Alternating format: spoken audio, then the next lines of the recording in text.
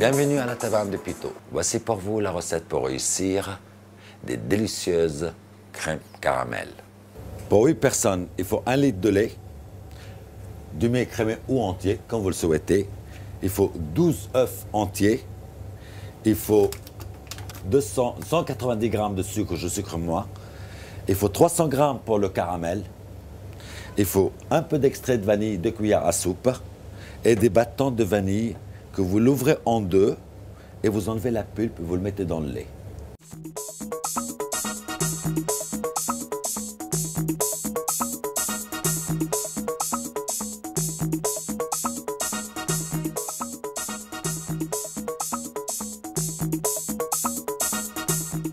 On a mis 300 g de sucre, on a le noyé avec de l'eau froide et pour faire le caramel.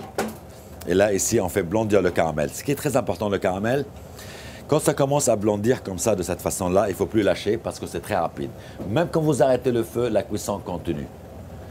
Mais vraiment, il ne faut pas se dire que mon caramel est prêt, je mets de côté et continuer à cuire. Donc, c'est foutu. Et en même temps, on a rajouté 1 litre de lait ici avec des bâtons de vanille. Vous le voyez bien. Et on porte à l'ébullition. Voilà. Donc le caramel est en train de blondir. Là, ça ne va pas tarder.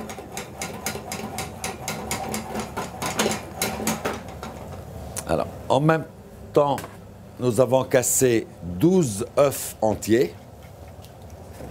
Voilà. On va ajouter 190 g de sucre. Il faut bien mélanger le sucre et les œufs. C'est très important.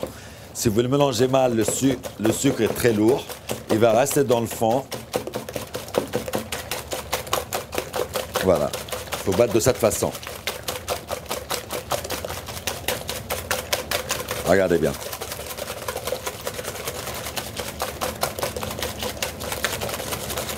Alors, les œufs sont mélangés. Regardez, ça descend tout seul. Voilà. On attend le lait que ça bout. On va verser le lait dedans.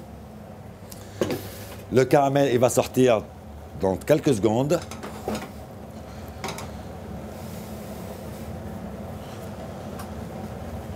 Regardez.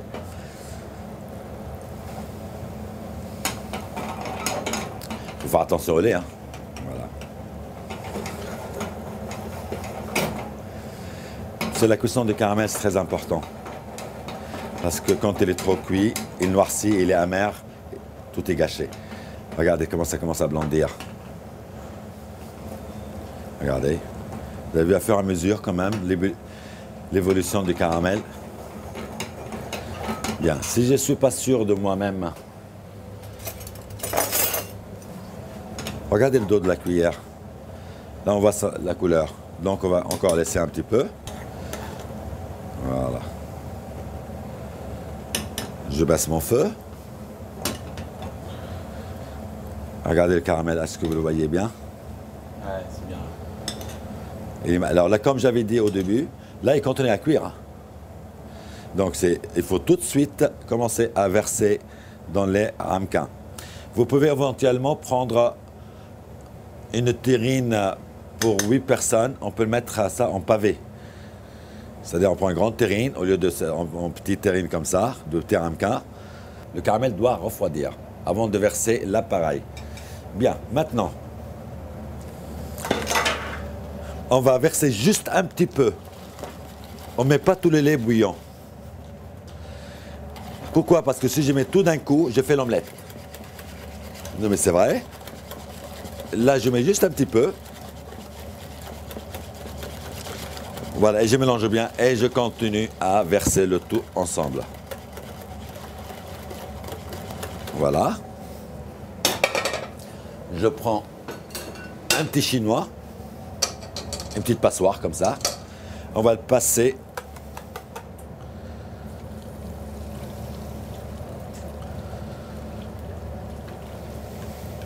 Ce sont les bâtons de vanille, hein.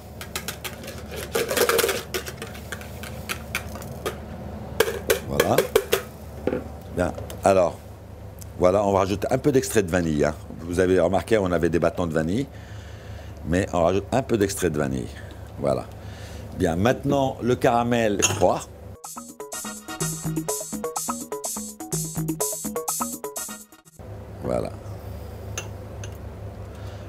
plie nos crèmes.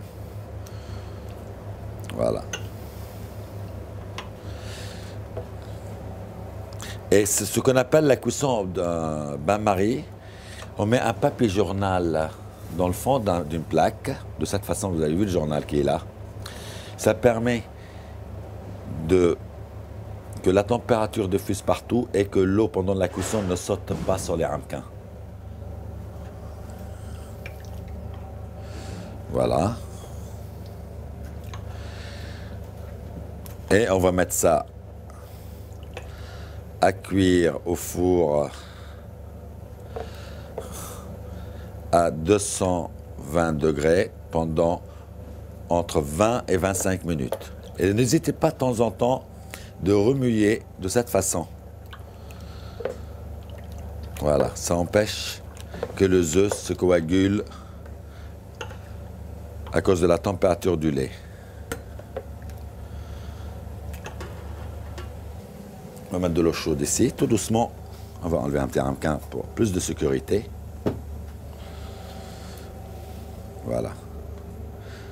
Et on verse de l'eau chaude.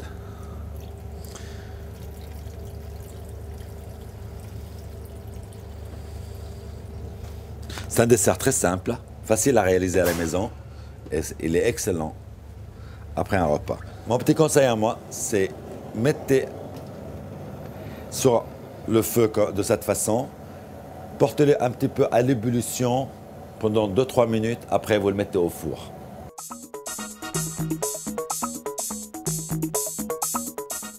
Maintenant, on va le mettre au four.